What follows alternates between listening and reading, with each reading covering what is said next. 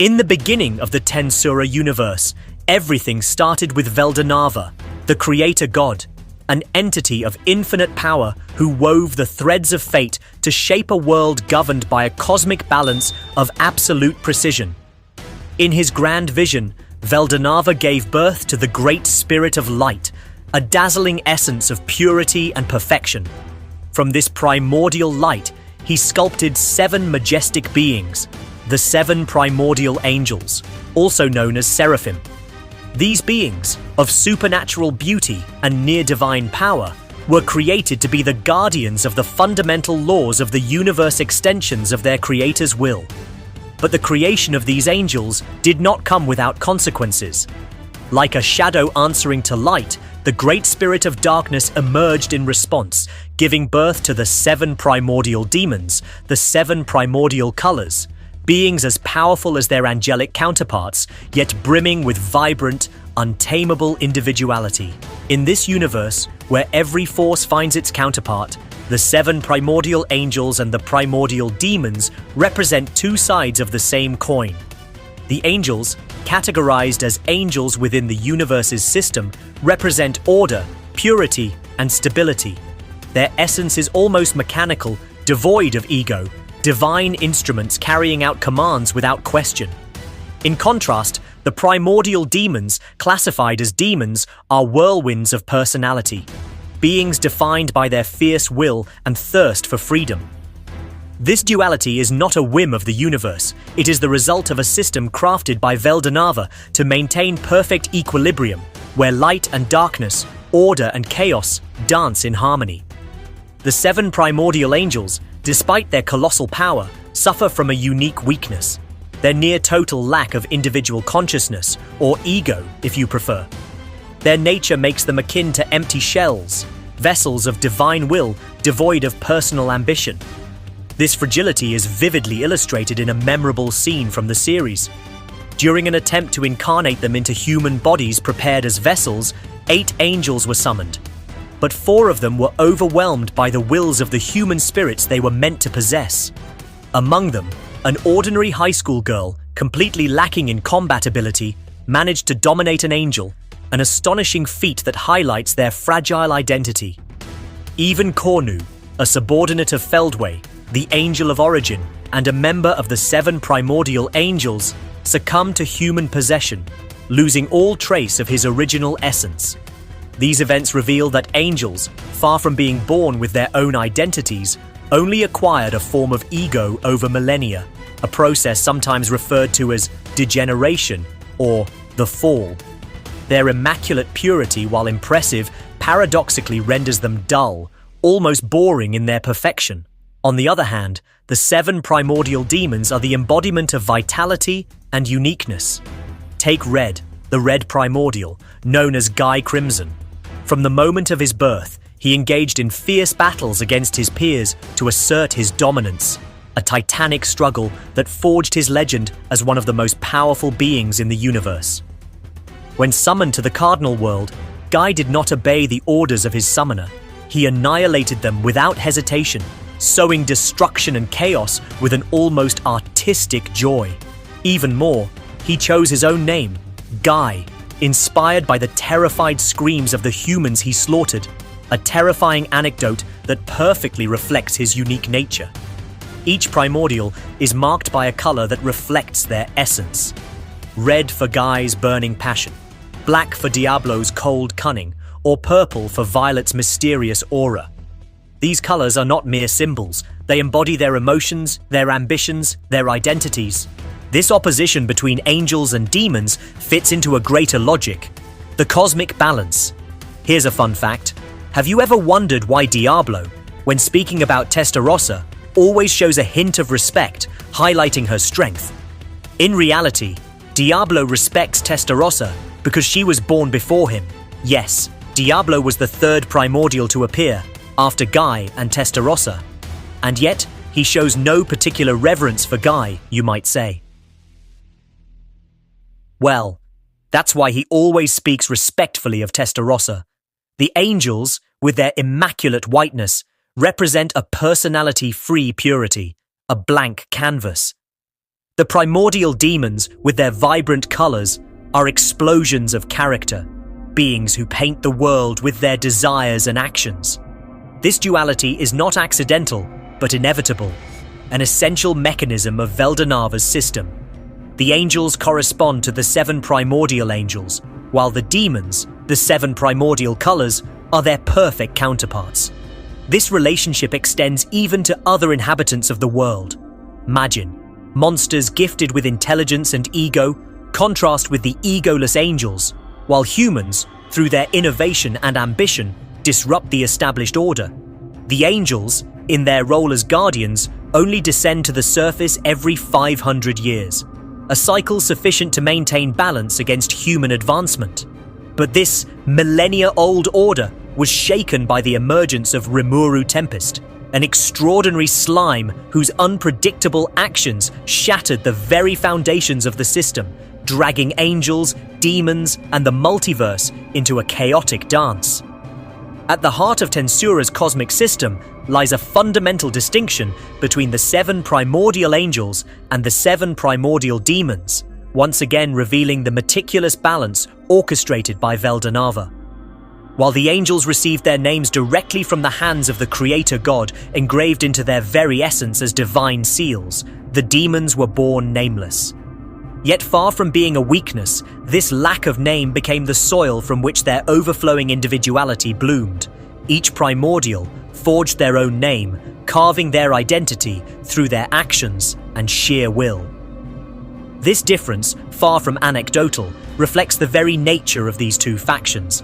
The angels, passive extensions of divine will, and the demons, embodiments of untamable freedom. Let us dive into the examination of the emblematic counterparts who embody this duality, starting with the most iconic duo, Red, the Red Primordial, and Feldway, the Heavenly King. Red, known as Guy Crimson, is a legendary figure among the primordial demons, an entity of such colossal power that he defies the limits of the universe. Born first among his peers, Guy immediately rose as a titan, engaging in fierce battles against the other primordials to assert his supremacy. His audacity is unparalleled. Not only did he challenge his peers, but he dared to oppose Veldanava himself, surviving this affront with an arrogance bordering on myth. The name Guy was chosen by himself, inspired by the agonized screams of the humans he slaughtered during his first incursions into the mortal world, a detail that paints his character as both cruel and theatrical. His surname, Crimson, was given to him by his rival and friend, the first hero Rudra, in reference to Rudra's own flaming red hair, a shade echoing the scarlet hue that defines Guy. But his most impressive feat remains his confrontation with Velzard, Veldanava's sister, the White Ice Dragon, and one of the most powerful entities in the universe. At the time, Guy only possessed a unique skill, pride. Yet, he managed to hold his ground against Velzard, who wielded an ultimate skill. Over the course of this titanic battle, Guy deciphered the nature of ultimate skills through sheer intelligence, evolving pride into the terrifying ultimate skill Lucifer, a power capable of perfectly replicating any observed ability. This power, combined with his magnetic charisma and unapologetic arrogance, makes Guy a natural leader, commanding the Octagram, the Council of Demon Lords, with unquestioned authority. Despite his haughty attitude, he proves surprisingly approachable, a charismatic figure who inspires both fear and admiration. Standing against him is Feldway, the Heavenly King, leader of the Seven Primordial Angels and central figure in their hierarchy. Like all angels, Feldway received his name directly from Veldanava, a mark of his privileged status among the Seraphim, the highest caste of angels. But his fate took an unexpected turn. Assigned by Veldanava to guard the barrier sealing the Palace of Chaos, Feldway was exposed for millennia to the demonic energies of a parallel world. This influence transformed his essence. From angel, he became a phantom king, a hybrid entity between light and darkness. This mutation only amplified his arrogance and coldness. Feldway is the embodiment of absolutism. He sees his vision as the only truth, relegating even his allies to mere tools. His indifference is chilling, as evidenced by his reaction to the death of Cornu, one of the Seven Primordial Angels. Rather than feeling grief, Feldway showed only irritation at the strategic failure, revealing a nature devoid of empathy, except toward Michael, his closest ally, and Veldanava, to whom he swears absolute loyalty. His obsession with resurrecting the creator god drives him to extremes, bordering on madness. In Volume 20 of the light novel, The Fall of Michael and the Betrayal of Zalario, another primordial angel, break his mental stability, plunging him into a state of frenzied rage. His abilities remain largely mysterious, as Feldway rarely fights directly. During his confrontation with Rudra, he relied on his subordinates' abilities rather than his own. However, his power reached an unprecedented level after absorbing the factors of 2 true dragons and integrating 4 angelic ultimate skills under the guidance of Manus Michael. This transformation, combined with the activation of Chronos Saltation, a devastating technique capable of projecting Rimuru beyond time and space, evokes the powers of the final boss from the web novel version, Yuki Kagurazuka. The fact that Feldway deployed such an attack even before the story's climax suggests he may be hiding even more terrifying capabilities. Though Guy and Feldway share similarities as leaders and authority figures, their personalities diverge drastically. Guy, despite his utilitarian treatment of subordinates, maintains a broader vision and a paradoxical sense of humanity, whereas Feldway, blinded by his absolutism, becomes lost in his own rigidity. Their connection, symbolized by the color red for Guy and absolute authority for Feldway, is more a contrast than a resemblance. Let us move to the second pair, Black, also known as Diablo, and Zalario.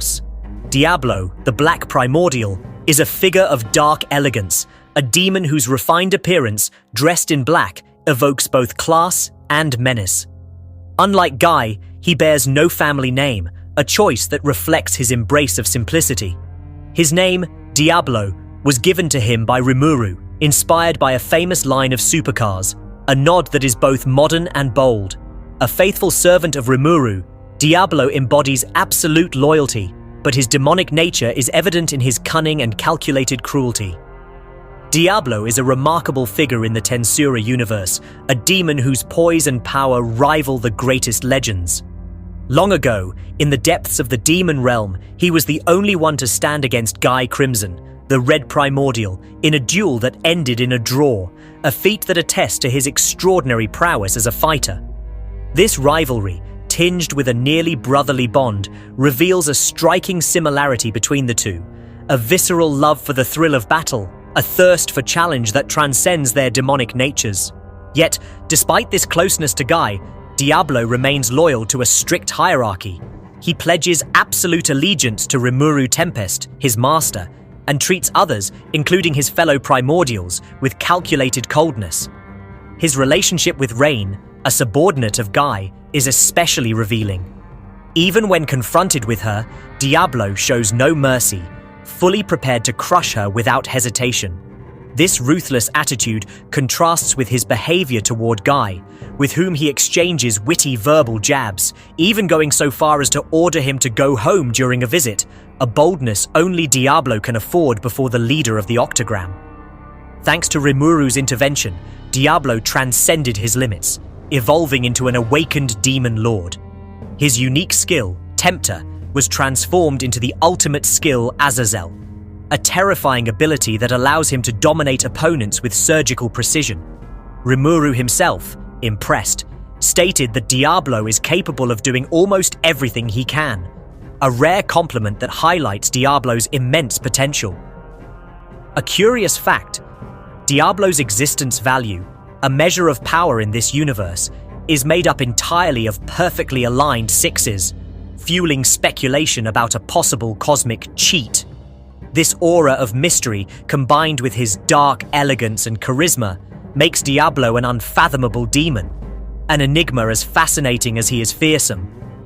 His counterpart among the Seven Primordial Angels is undoubtedly Zalario, the number 2 in their hierarchy, a figure who shares Diablo's dark-haired, handsome appearance, but whose personality provides a stark contrast.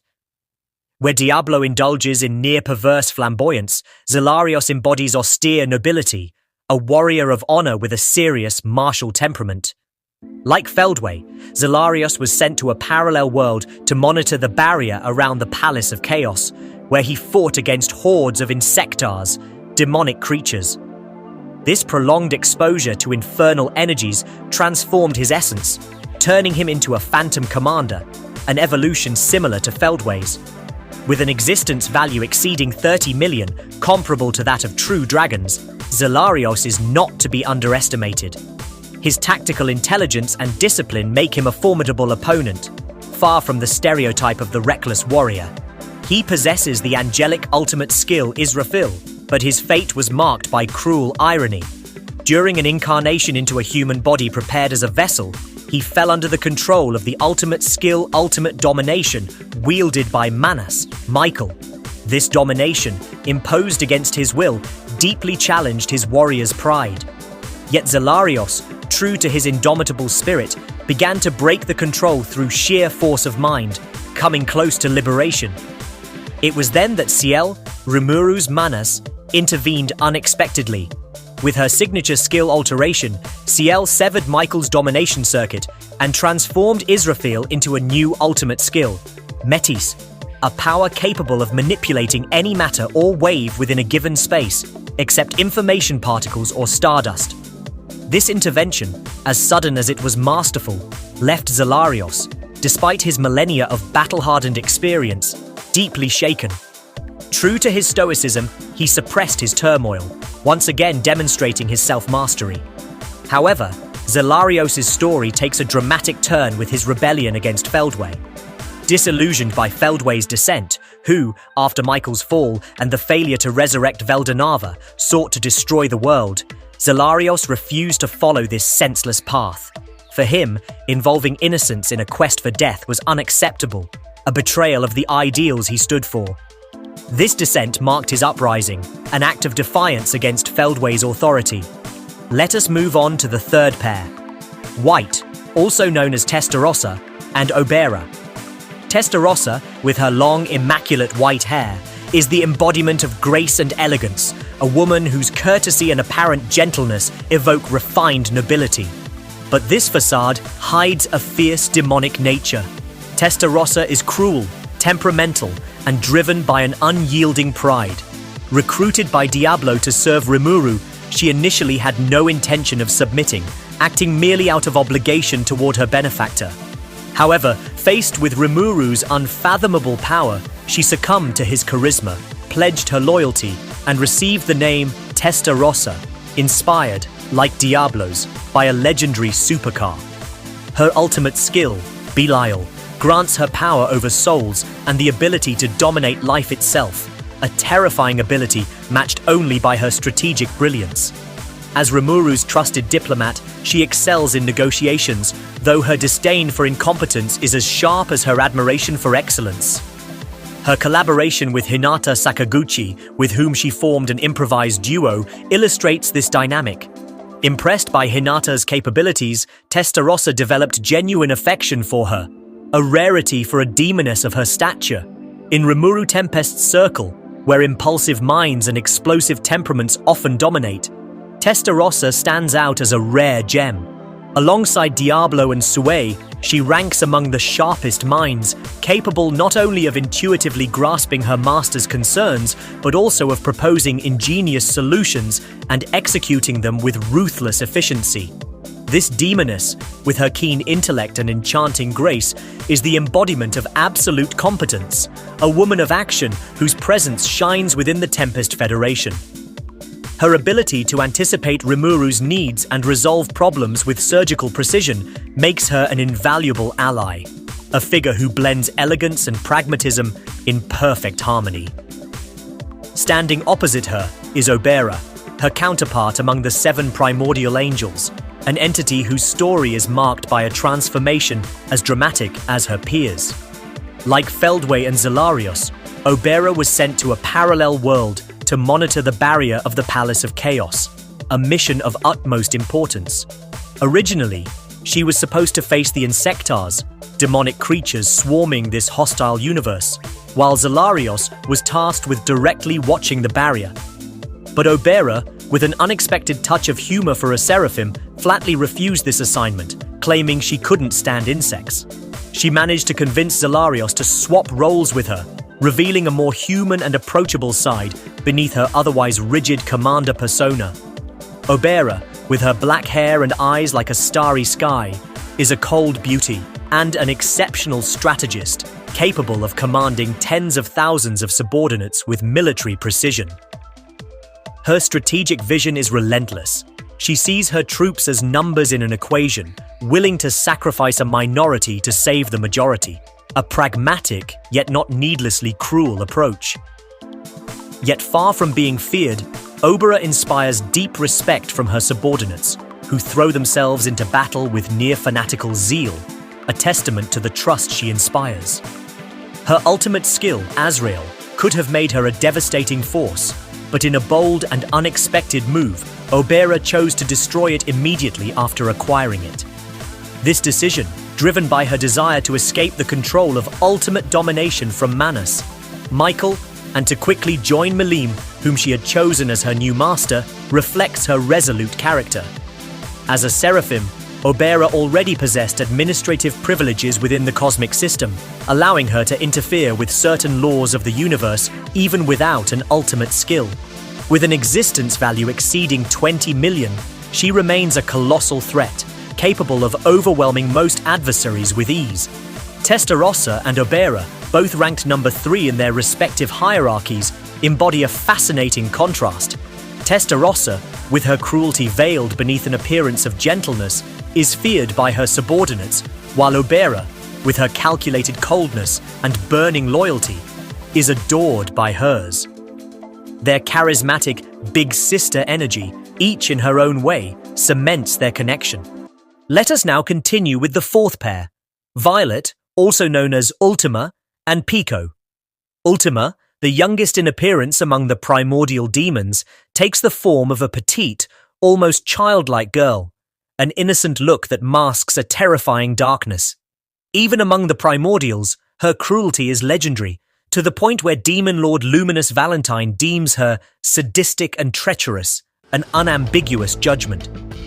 In a spin-off, her association with cats, whether she transforms into a feline or simply mimics their behavior, further highlights her talent for wearing a mask, hiding her true nature beneath an adorable exterior.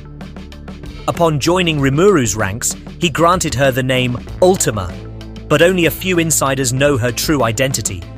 Rigurd, her superior in the Tempest hierarchy, affectionately calls her Jo-chan, unaware of the ruthless demoness he works alongside, a misunderstanding that would chill his blood if he were to discover the truth.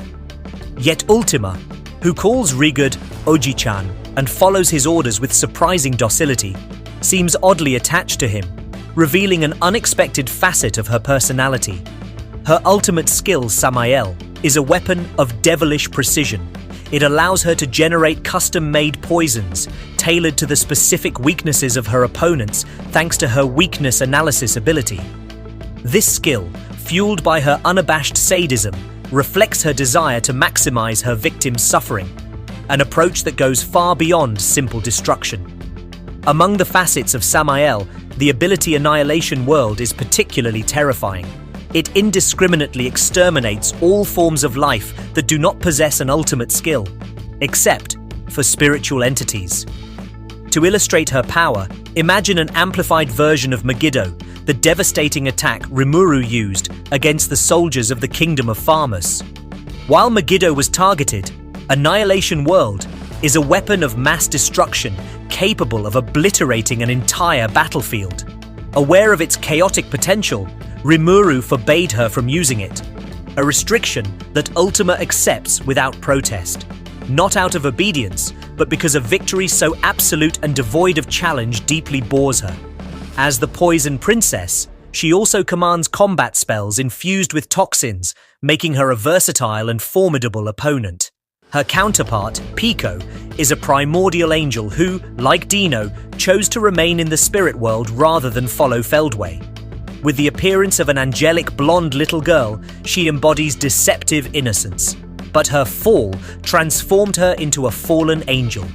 This transformation marked a turning point in her existence, pulling her away from the sterile purity of the seraphim to embrace a more complex nature. Pico, like Dino, plays the discreet role of observer, wandering through the corners of the world from the shadows, far from the spotlight. But behind this quiet observer facade lies a surprisingly modern personality. With language laced with youthful slang and a keen interest in the latest trends in human fashion, Pico stands in stark contrast to her angelic peers like Feldway, whose solemnity seems frozen in time. This fallen angel has blended into human culture with disarming ease, adopting a lifestyle that borders on the trivial. In a memorable scene, as the chaos of an imminent battle looms, Pico laments not wearing her beloved fur coat she bought in the Kingdom of Burmund, dreaming of showing it off in front of Rain and her companions. This flippant attitude, worthy of a spirit as laid back as Dino, her longtime accomplice, reveals a delightfully carefree nature. Yet this nonchalance hides a wavering loyalty. Though under the influence of Feldway and Manas, Michael, Pico shows no zeal in executing their orders. She doesn't hesitate to fraternize with Rain, gossiping about their superiors and shamelessly revealing their side's strengths, an attitude that borders on insubordination. But make no mistake, as a member of the Seven Primordial Angels, Pico is far from insignificant. Her existence value exceeds 1 million, and her friendly sparring match with Kumara, whose value stands at 1.9 million, shows she can hold her own against formidable opponents without even going all out. Her ultimate skill, Jibril, remains shrouded in mystery, as her battle appearances are rare. The few hints available reveal that she commands Black Thunder, a lightning strike attack, and that she excels in spear combat, capable of parrying Kumara's devastating assaults, including her Thousand Tails Mountain. In the web novel version, Pico also uses Heaven's Judgment, a technique that reflects all damage inflicted by the enemy back onto them in the form of seismic shockwaves. This enigmatic little girl, whose abilities remain largely unexplored, embodies a fascinating paradox: colossal power hidden behind a frivolous exterior. Alongside Ultima, Pico shares a striking trait: their childlike appearances, a deceptive innocence that conceals immense danger. Moreover, they are often mentioned in tandem, Ultima with Carrera and Pico with Garasha, reinforcing their narrative connection. Let us now move on to the fourth pair, Yellow, aka Carrera, and Garasha. Carrera, with her tomboyish appearance and arrogant attitude, is a force of nature among the Primordial Demons. Her booming voice and explosive temperament make her both intimidating and unpredictable. For a long time, she reigned supreme over the hellish realms alongside her fellow Primordials, never mastering the art of formal respect, even after joining Rimuru's ranks. Though she claims to respect her master, her familiarity and blunt speech, deemed unacceptable by Diablo's strict standards, betray her untamable nature. Before pledging loyalty to Rimuru, Carrera made a game of bombarding Demon Lord Leon Cromwell's castle daily with devastating combat spells, a routine that illustrates her love for pure destruction. Her ultimate skill, Abaddon, reflects this passion, a weapon of pure attack, designed to annihilate everything in its path. Her signature move, Dimensional Disintegration Bullet, can pierce even enemy distortion fields, proof of her overwhelming raw power.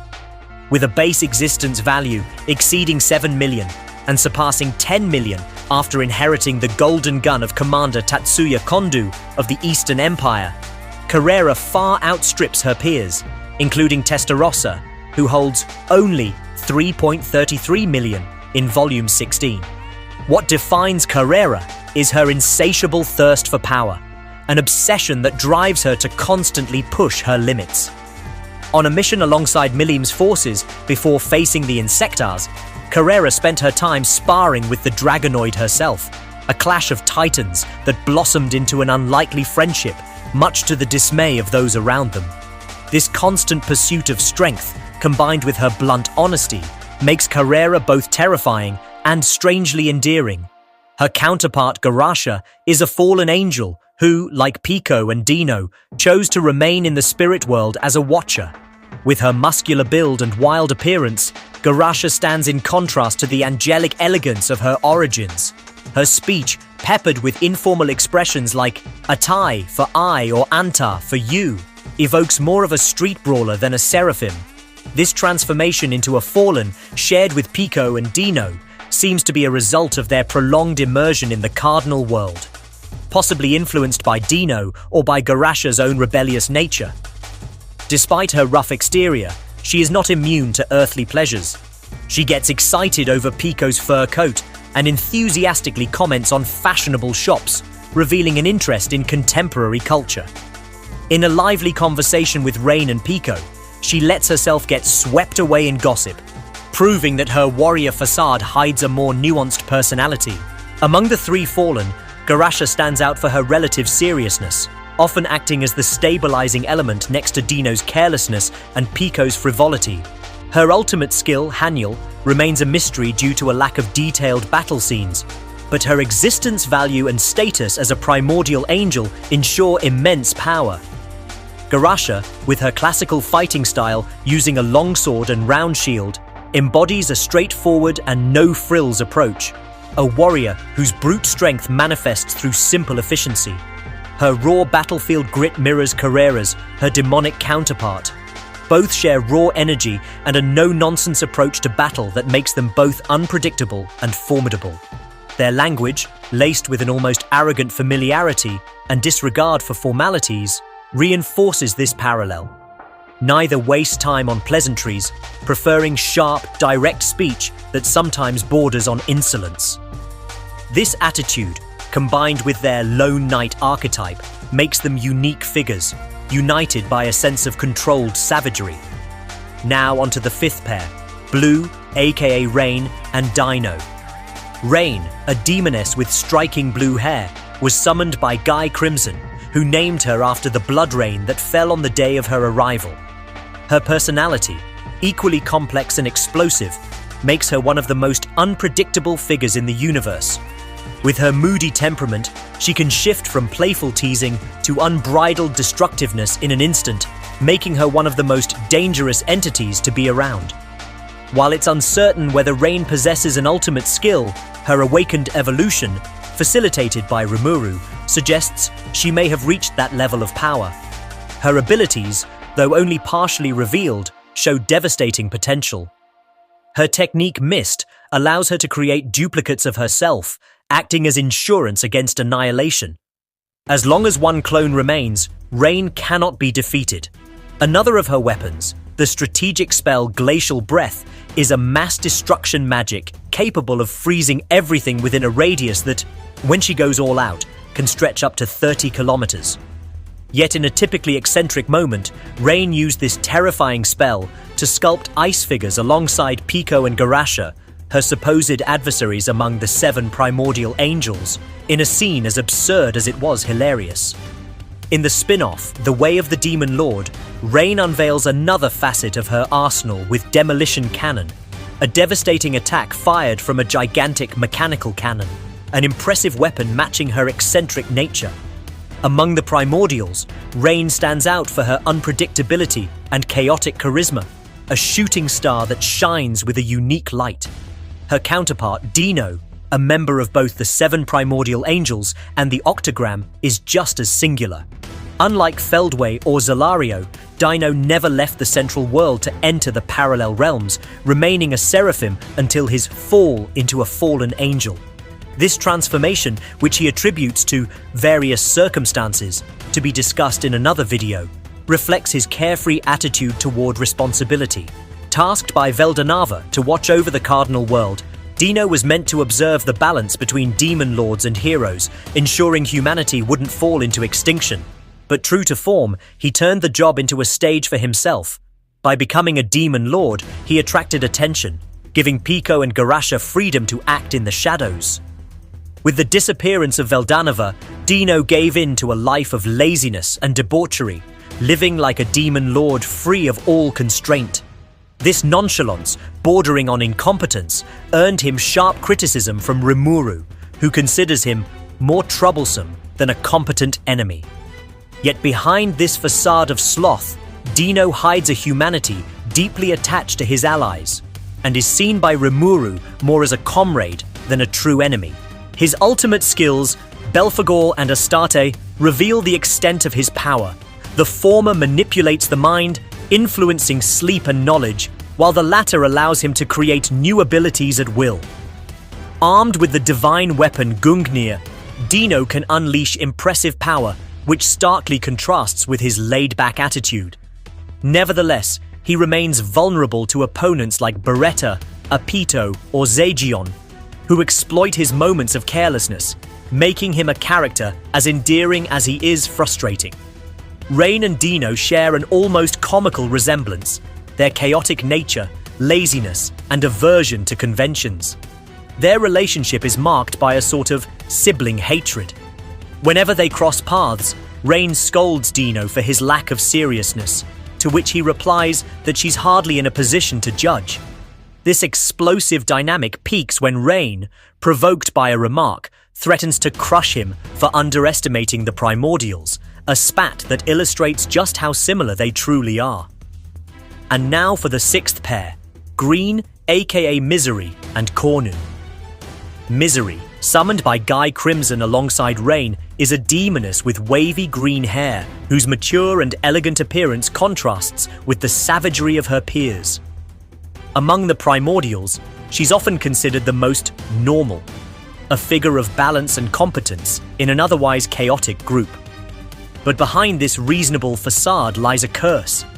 Misery is an eternal victim of Rain's antics, constantly forced to fix her mistakes and shoulder the blame for their shared failures. Even Guy, exasperated, labels her as useless alongside Rain, an injustice that casts her as a tragic figure, always overshadowed by her more tumultuous partner. This misfortune is compounded by her lack of visibility in the story. Unlike the other Primordials, Misery has never had a chance to shine in battle, relegated to a quiet supporting role. Yet her intelligence, versatility, and crisis management skills make her a valuable ally, even if she remains eclipsed by her flashier peers. In the vibrant world of Tensura, Misery, though often pushed into the background among the Primordials, hints at a fascinating potential in the way of the Demon Lord. Armed with two green swords shimmering with a menacing glow, she wields a combat style that blends grace with brutality. Her signature technique, double execution, likely categorized as one of the arts, is a blade ballet of surgical precision, a choreography that evokes the image of a maid turned relentless warrior. This fusion of refined domestic servant and twin-blade fighter is so striking it could easily captivate many fans, fully deserving more scenes in the light novel to showcase her true depth. The official databook, volume 13.5, describes her as a demonic lord hiding a latent tyranny, an enigmatic phrase suggesting a restrained rage, ready to explode. Hints suggest Misery was involved in an invasion against a human group called Belt, but details of this episode remain vague, leaving fans eagerly awaiting answers. If, as the saying goes, the calmest souls become the most terrifying when pushed to the edge, imagining Misery unleashing her fury would be a cataclysmic spectacle, a storm of raw emotion that could easily outshine her flamboyant primordial peers. By process of elimination, her counterpart among the Seven Primordial Angels is Cornu, a figure marked by misfortune just as tragic as Misery's. Like Feldway, Zalario, and Obera, Cornu was sent into a parallel world for a mission of critical importance, an immersion that transformed his essence from Seraphim to Phantom Commander. His task was to orchestrate interdimensional invasions so that Feldway's forces, cut off from Veldanava, could return to the central world. Deprived of the Gate of Hell, which was controlled by the demons under Diablo's command, Cornu and his allies were forced to rely on dimensional fissures, rare anomalies caused by space-time vibrations that occur every few millennia. These rifts, occasionally stabilized and used as makeshift portals, became their only hope. Cornu, acting as expedition commander, deployed his subordinates to conquer other worlds, but his ambitions collapsed miserably. The reasons for this failure were numerous: negligence toward his troops, poorly calibrated strategies, And above all, a disastrous encounter with Velgrind, the Scarlet Dragon, guardian of a world that housed Rudra's soul. This setback was orchestrated by Cornu's vice commander, who, despite a promising start, saw his plans crumble upon Velgrind's arrival. Worse still, some of Cornu's subordinates, intoxicated by the power they gained after incarnating into human bodies, dared to challenge the Dragoness, triggering her wrath. Velgrind retaliated with cardinal acceleration, an ultimate art of unimaginable power that traveled through the gate of hell, striking Cornu from another world. This attack, though merely a shockwave, wiped out 2/3 of his army and inflicted such severe wounds on Cornu that it took him decades to recover, a testament to the terror invoked by true dragons.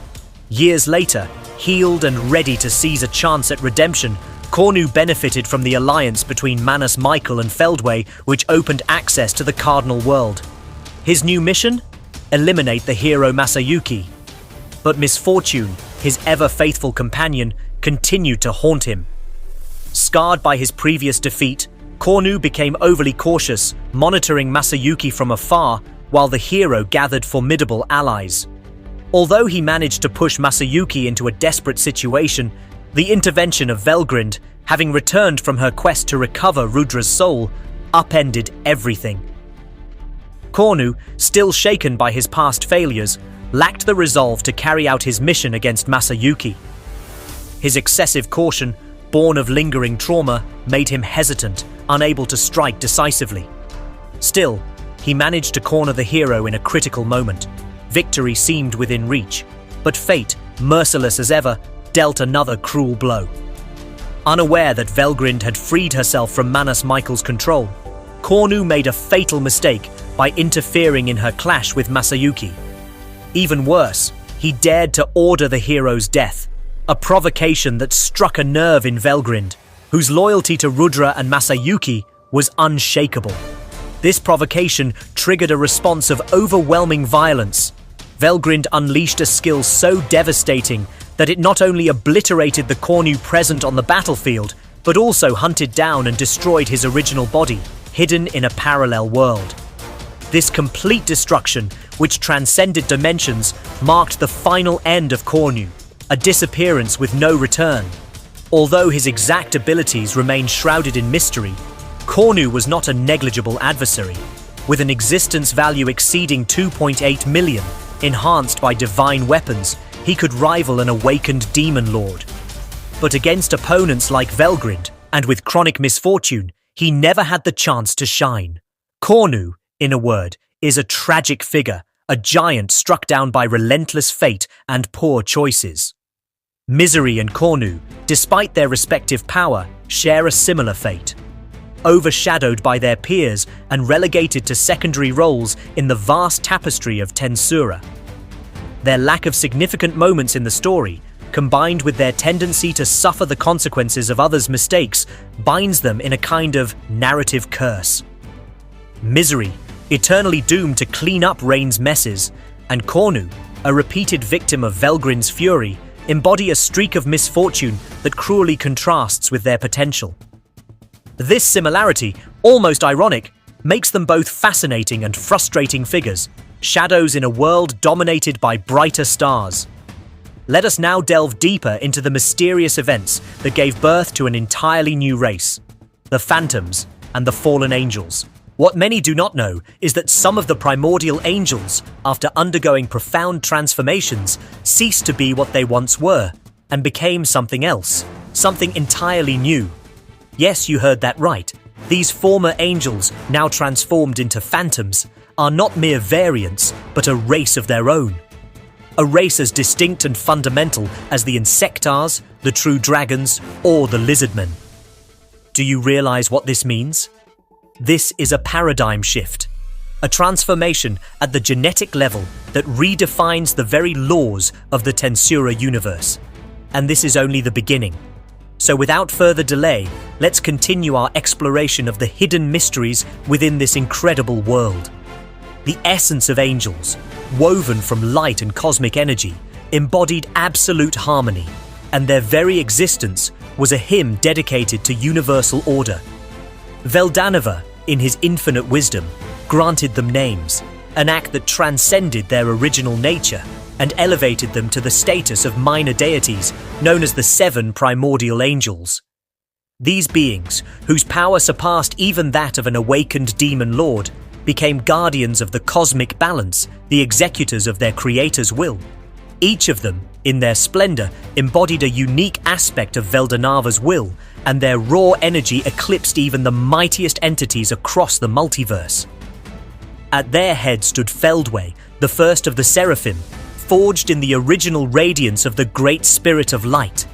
His commanding presence and absolute devotion made him Veldanava's most trusted aide, a figure of unquestioned authority among his peers.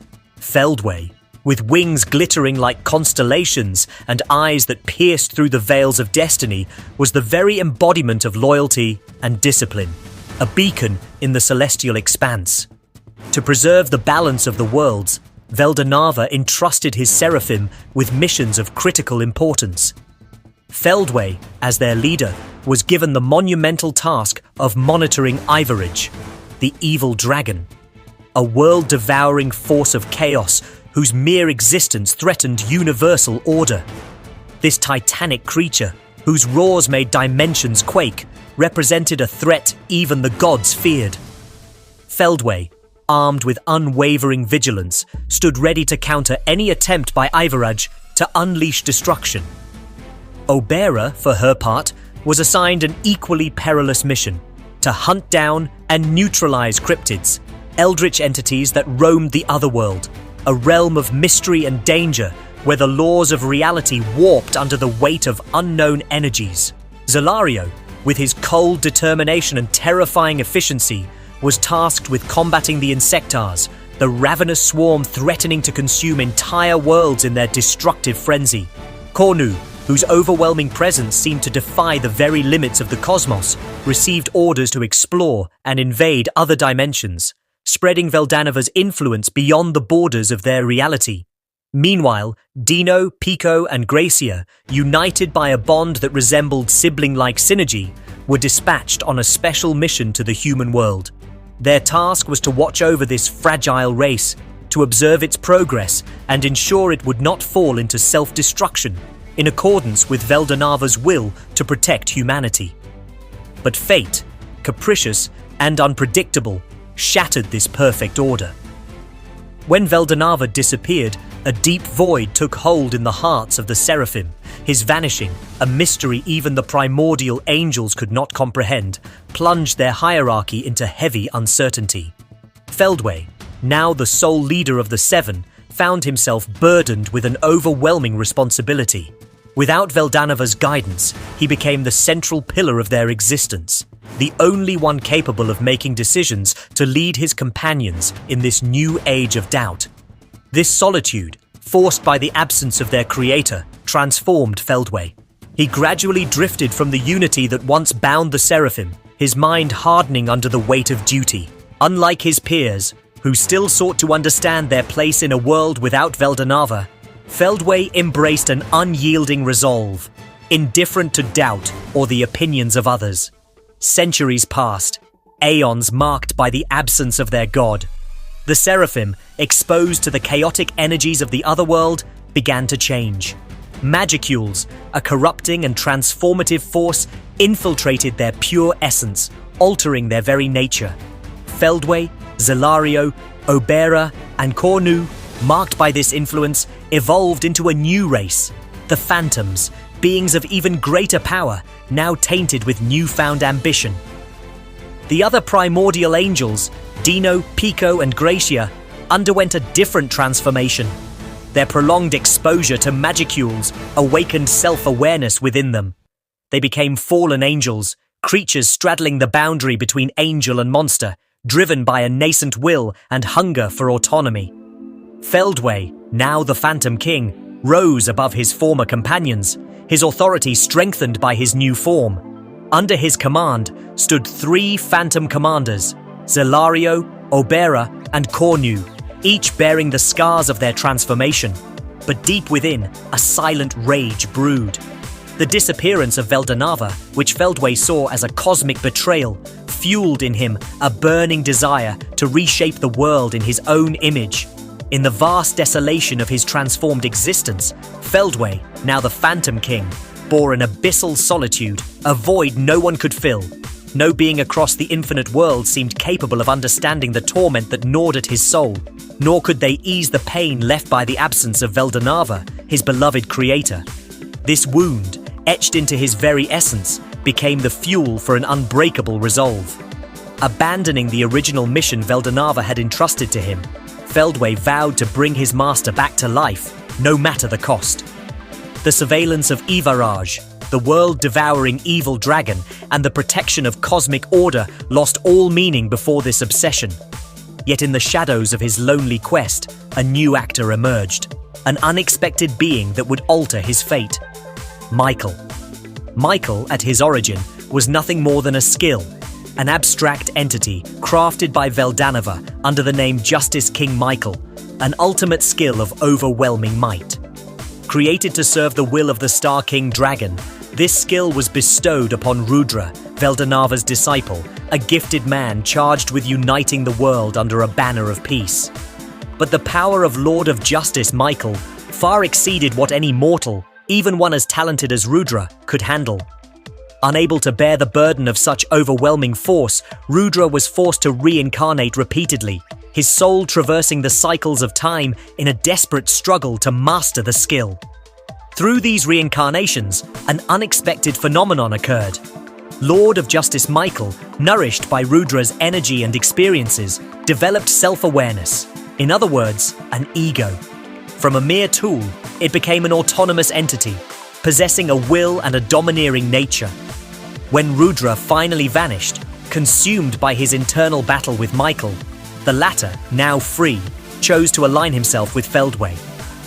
Between Feldway and Michael, a bond was formed, an alliance forged through mutual understanding, a deep resonance between two beings scarred by the loss of Veldanava.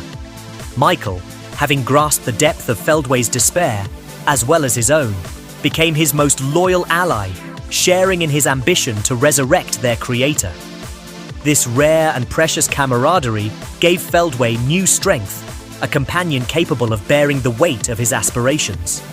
With Rudra's disappearance, Feldway claimed ownership of Lord of Justice Michael, an ultimate skill whose power surpassed all others within the angelic system.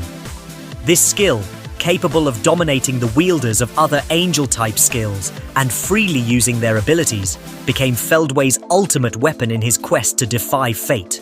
Meanwhile, the other primordial angels followed their own paths, transformed by the energies of magicules and the awakening of their consciousness. Dino, Pico, and Gracia each developed a will of their own almost simultaneously, an evolution that marked their fall. Once pure and devoted, they became fallen angels, beings at the crossroads between light and shadow, now driven by new desires and ambitions. Their transformation, while spectacular, was overshadowed by a tragedy. One of the original primordial angels perished, a loss that shook the already fragile balance of their group. 6 of them survived, each inheriting an ultimate skill of the angelic system, powers reflecting their new nature and role within the cosmos. Zalario received the ultimate skill Lord of Judgment Israfil, a force capable of delivering implacable verdicts on the fate of souls. Obera, true to her mission of cryptid extermination, acquired Lord of Salvation Azrael, a skill that embodied deliverance through destruction. Dino, with his free spirit and growing ambition, inherited Lord of Heavenly Astarte, a skill that amplified his charisma and influence. Pico, whose determination knew no bounds, was granted Lord of Rigor Gibril, a skill focused on discipline and precision. Gracia, radiant with glory even in her fall, acquired Lord of Glory Haniel, a skill that enhanced her divine presence and inspired reverence.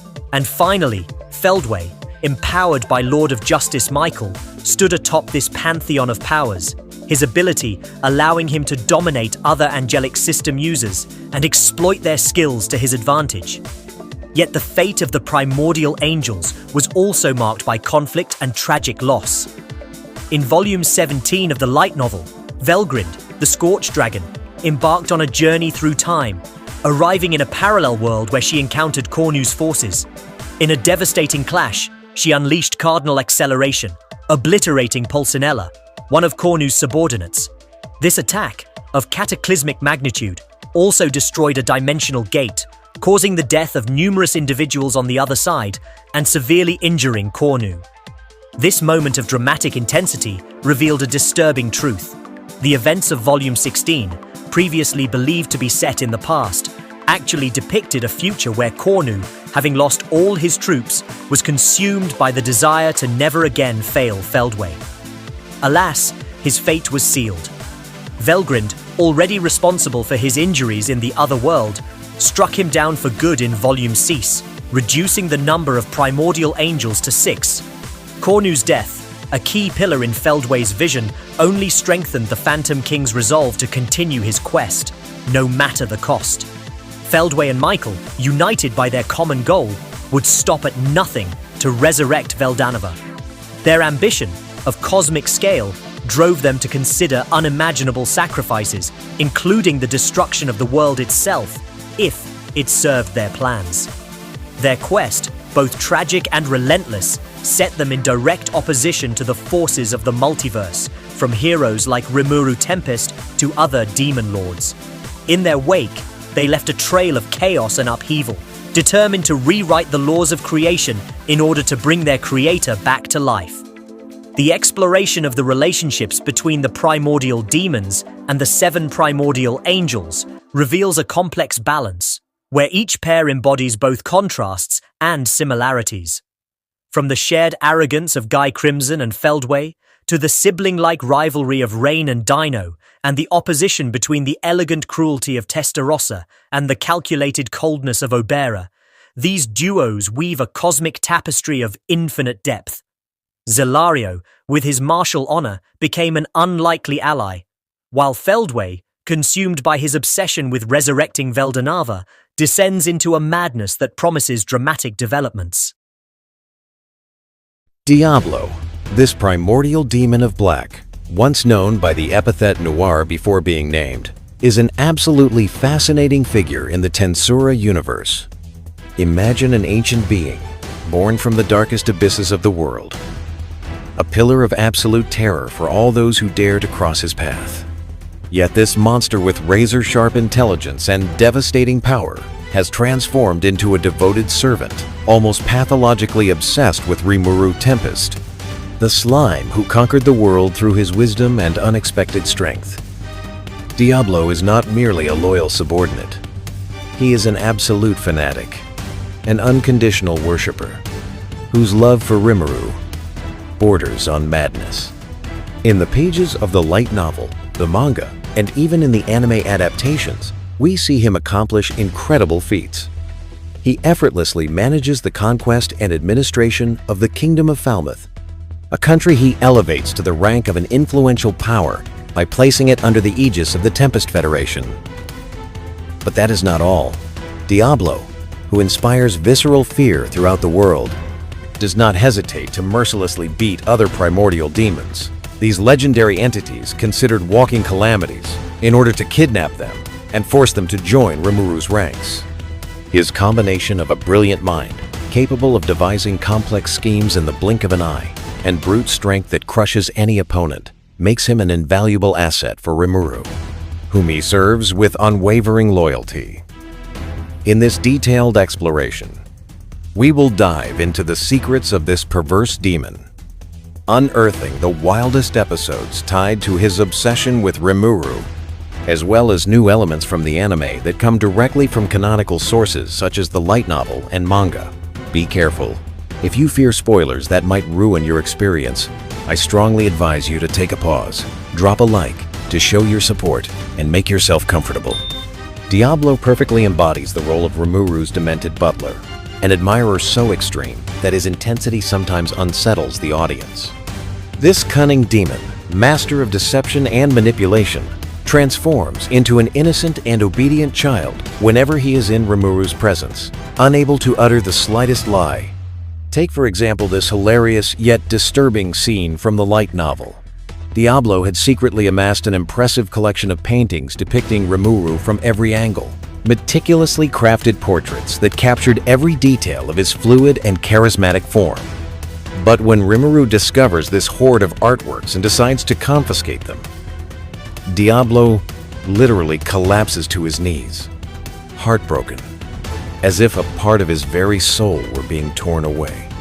And this is no trivial matter. Among these paintings was even a portrait of Rimuru in the nude, an atom form depiction that highlights just how much his adoration veers into pure fetishism, revealing the darkest and most twisted facets of his personality. The manifestations of this obsession do not stop there.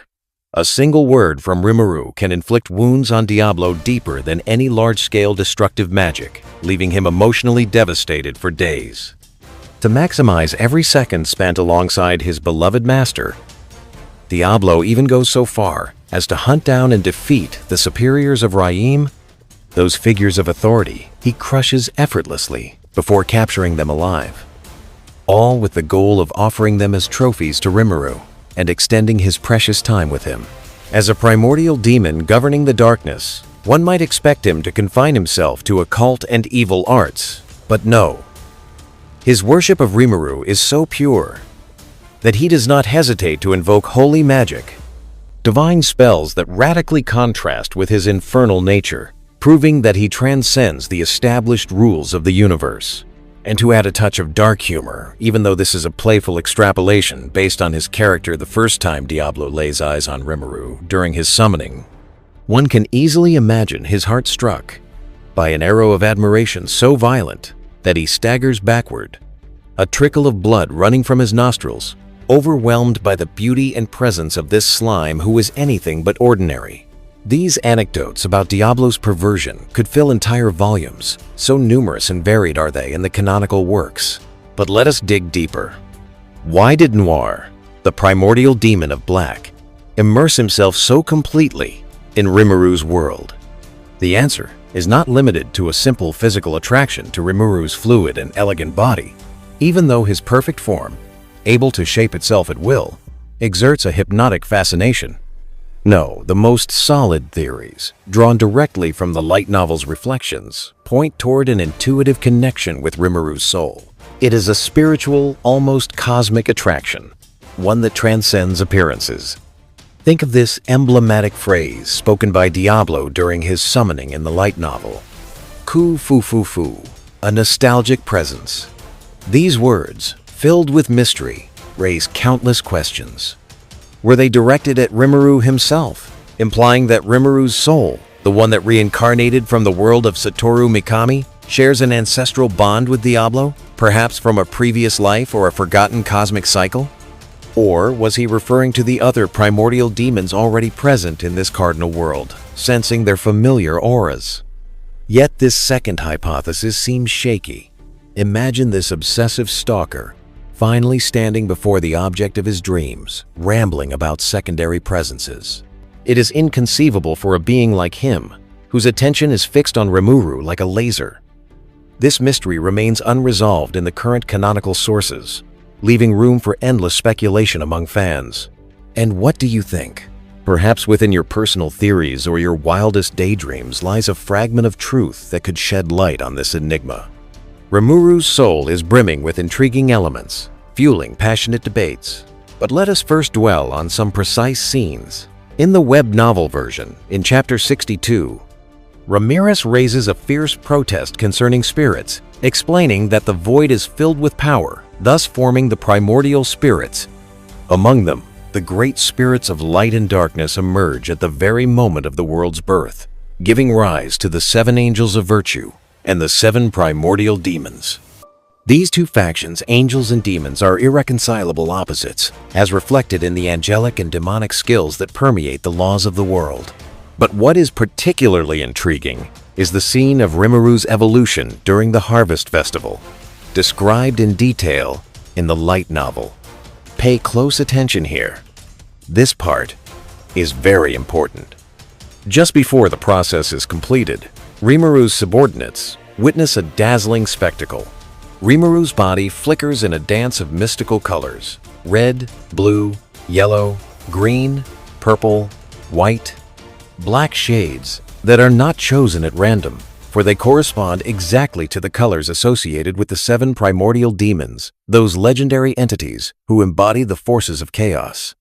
None of these seven colors is omitted in this meticulous description, a detail that cannot be accidental at the very moment when Rimuru attains the status of Demon Lord, marking a decisive turning point in his rise to the heights of power. In the rich and complex universe of Tensura, every narrative element is woven with surgical precision, and this chromatic explosion: red for destructive passion, blue for the unfathomable abyss, yellow for deceptive brilliance, green for corrupted growth, purple for occult mysteries, white for illusory purity, and black for eternal darkness, can only be interpreted as a blatant clue to the profound bonds uniting Rimuru with the primordial demons, those ancestral entities born from the primal forces of chaos and creation. It is as if the author, Fuse, were offering us a wink, a glimpse into the hidden roots of Rimuru's soul, suggesting that his essence transcends simple reincarnations to touch upon the very foundations of the world. Now, let us return to the mechanics of skills, those powers that define beings in this universe teeming with magic and epic battles. Skills are divided into two antagonistic categories: the angelic systems, imbued with divine light and protective virtues, and the demonic systems, rooted in evil shadows and destructive instincts. According to the immutable laws governing this world, it is fundamentally impossible for an individual to simultaneously possess skills originating from these two opposing poles. It would be like mixing fire and ice without one annihilating the other. Yet Rimuru defies this rule with disconcerting ease, proudly wielding angelic skills such as Uriel, Lord of Vows, alongside powerful demonic abilities such as Beelzebuth, Lord of Gluttony, which devours everything in its path.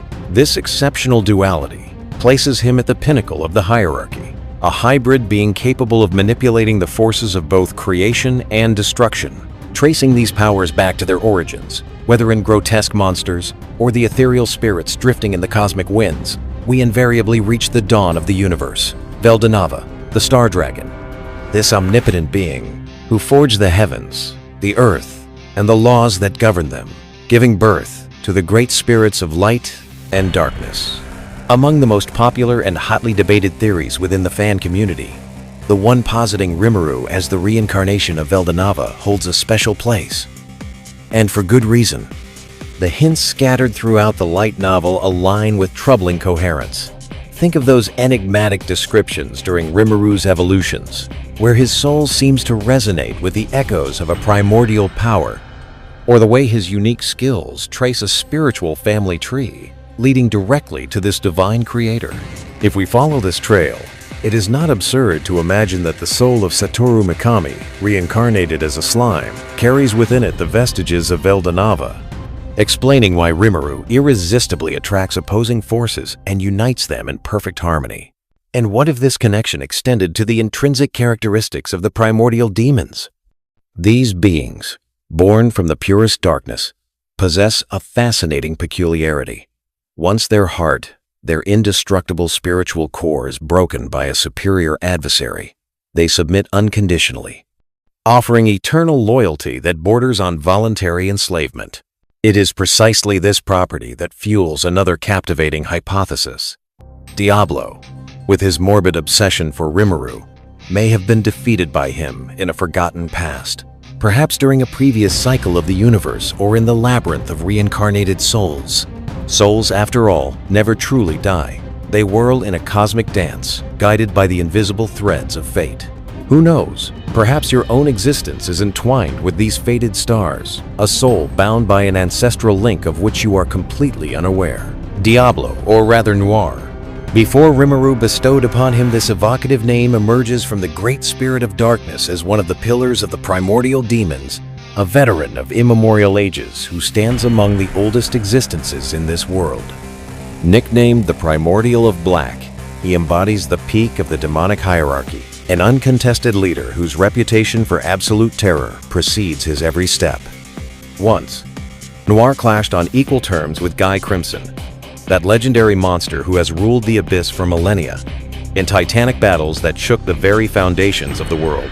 This equality with Guy, often considered one of the most powerful beings in the universe, underscores the colossal scope of Noir's strength, a mastery of occult arts capable of annihilating entire armies, a strategic intelligence that anticipates every opposing move, and a presence that chills the blood of even the bravest. His existence value, fixed at 6,666,666, may not place him among the top 10 of the most massive entities in quantitative terms, but this number is far from meaningless. The number 6 is a universal symbol of the devil, evoking pure evil and endless temptation. Its obsessive repetition could signify that Diablo's demonic power is rigged, a detail that shows just how vicious Noir truly is. On the other hand, 6 precedes 7, the number of perfection and completion in many mythologies. This may suggest a state of incompleteness, an unquenched thirst that only service under Rimuru can fulfill, finally completing him into a harmonious whole. Whether coincidence or deliberate manipulation, Diablo being cunning enough to falsify his own essence, this numerical choice reinforces his aura of assumed perversity, a demon who plays with symbols to assert his twisted devotion. The summoning of Noir by Rimuru occurs at the heart of a critical moment during Rimuru's transformation into an awakened demon lord, an evolutionary process that propels him to unimaginable heights of power, fueled by the souls of fallen soldiers on the battlefield, those unfortunate ones transformed into a mass of flesh and raw magic, serving as bait for infernal forces. Overcome by an irresistible drowsiness, the deep torpor inherent to every great evolution, Rimuru makes a careless, almost gruff call, far from his usual courtesy. "I've prepared a feast for you. Show yourselves, monsters. But if you come, serve me." In his clouded mind, he thinks that only a fool or an eccentric would respond to such an approximate call, a botched ritual that defies the ancestral protocols of demonology. Yet it is precisely Noir who emerges from the abyss, this primordial demon with magnetic charisma, finally standing before Rimuru's smooth and gleaming form in flesh and blood, or rather, in living slime. It should be noted, as a side remark to this iconic scene from the light novel, that the upper demons, those archdemons and demon queens who were initially destined to respond to the summoning, were savagely beaten down by Noir himself, reduced to helplessness and prevented from manifesting, once again proving his uncontested domination over his peers. At first glance, Noir presents himself as an impeccable gentleman, with refined manners and exquisite politeness that would almost conceal his infernal nature. However, this facade quickly crumbles when faced with others. Toward anyone who is not Rimuru, he reveals an icy cruelty, an absolute indifference that turns interactions into irrevocable judgments. Even toward the other primordial demons, his brothers-in-arms born of the same darkness, he shows no restraint, treating them with a brutality bordering on disdain. In striking contrast, his allegiance to Rimuru is an unshakable absolute, a cult that permeates every fiber of his being. Take the poignant example of Xian's resurrection. Upon realizing that Rimuru's magicules might be insufficient for the ritual, Noir coldly suggests sacrificing 2 upper demons, powerful entities he offers as mere pawns upon the altar of loyalty. As these demons are absorbed, dissolved in the vortex of energy, Noir whispers a chilling, "I envy you," filled with devouring jealousy. Revealing the abyss of his obsession, he dreams of being consumed in the same way, fused, forever, with his beloved master. During the soul observation ritual, while Rimuru's allies like Grucius tremble in terror before the overwhelming energy radiating from him, Noir remains ecstatic, eyes fixed on Rimuru with blissful adoration, wondering how best to sell himself to earn even a modest place within his entourage, his mind boiling with schemes to capture divine attention. Later, when Rimuru, still dizzy from his evolution, bluntly asks him, "Who are you?" Noir takes the blow as if struck by an arrow to the heart, and when ordered, "Go home," he is on the verge of tears. Almost comical vulnerability that humanize this ancient monster and make him irresistibly endearing in his madness. During his initial summoning, even before bearing the name Diablo, Noir belonged to the race of archdemons. Those superior demonic entities already formidable, capable of sowing chaos on a continental scale with their black magic and superhuman endurance. Yet it is at the precise moment when Rimuru grants him the name Diablo, a baptism that seals their unbreakable bond, that this primordial demon crosses a major evolutionary threshold, transforming into a demon duke, an exalted form that exponentially amplifies his power, charisma, and intimidating presence. This process is not trivial. During this naming, Rimuru, freshly awakened as a demon lord, sees his magicules multiplied tenfold or more, and half of that colossal energy is consumed to catalyze Diablo's evolution. This detail underlines just how much Diablo is an exception in every sense of the word, not only for his raw strength, but for the depth of his connection with Rimuru, which elevates him beyond demonic standards, making him an irreplaceable pillar in the Jura Tempest Federation.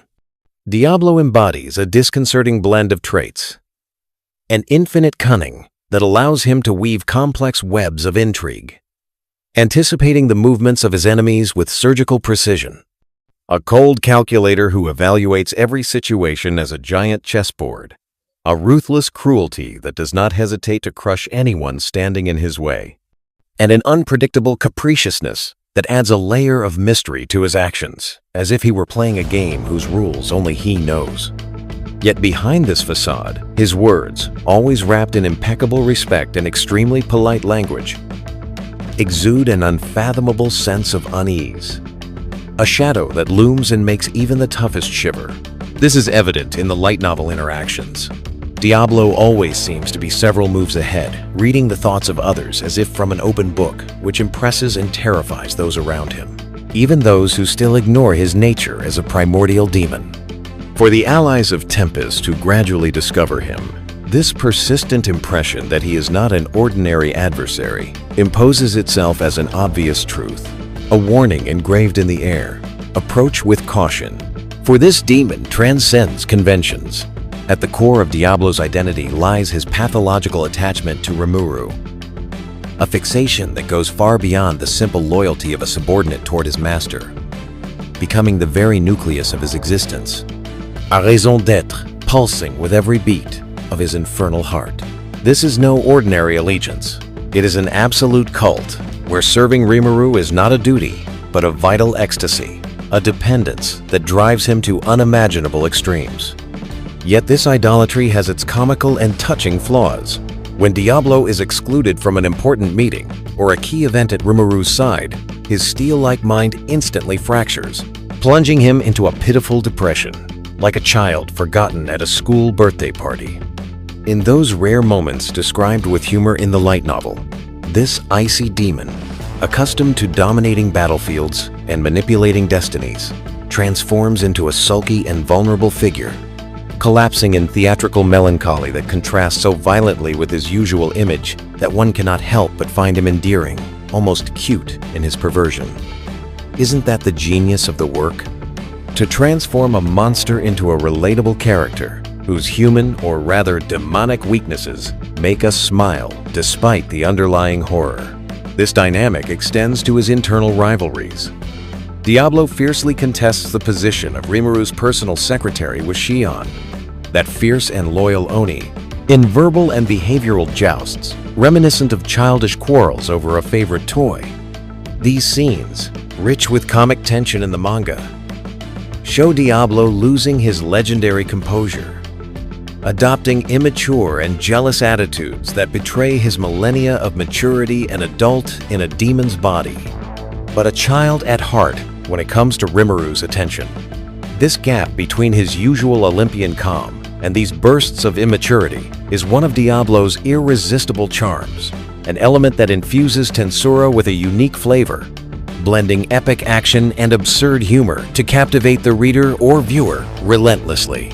Moreover, since his summoning, Diablo has woven an unexpected bond with Ranga, the Tempest Wolf, who shares a natural affinity with him, forming a harmonious duo where their complementary personalities, the cunning of Diablo, and the raw loyalty of Ranga create perfect synergy on the battlefield. Conversely, among his demonic peers, Diablo is perceived as an eccentric, a misfit, whom the other primordial demons avoid as much as possible, considering him a source of endless complications with his elusive nature and unpredictable obsessions.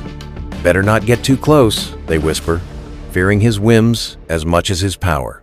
Nevertheless, within the Jura Tempest Federation, Diablo is revered for his overwhelming strength and strategic genius, a major asset on which all of Rimuru's companions rely, seeing him as the spearhead of their defenses. However, toward lesser demons, even those who could be considered potential subordinates, he displays brutal indifference, treating them with negligence, bordering on disdain, far below the consideration he grants to other primordials or his direct allies. This becomes especially clear during the Resurrection of Souls ritual, where, without the slightest hesitation, he proposes and executes the sacrifice of two greater demons summoned at the same time as himself, offering them as mere magical fuel to make up for Rimuru's lack of energy. This chilling scene from the light novel reveals his ruthless nature. No remorse, no second thoughts, just cold efficiency in service to his master. And ironically, as revealed in That Time I Got Reincarnated as a Slime, The Ways of the Monster Nation, these two sacrificed demons almost envied their fate, seeing in this dissolution an ultimate union with Rimuru, a mentality that reflects the collective obsession of the black lineage of demons, ready to abandon everything, including their existence, for a moment of glory at their idol's side.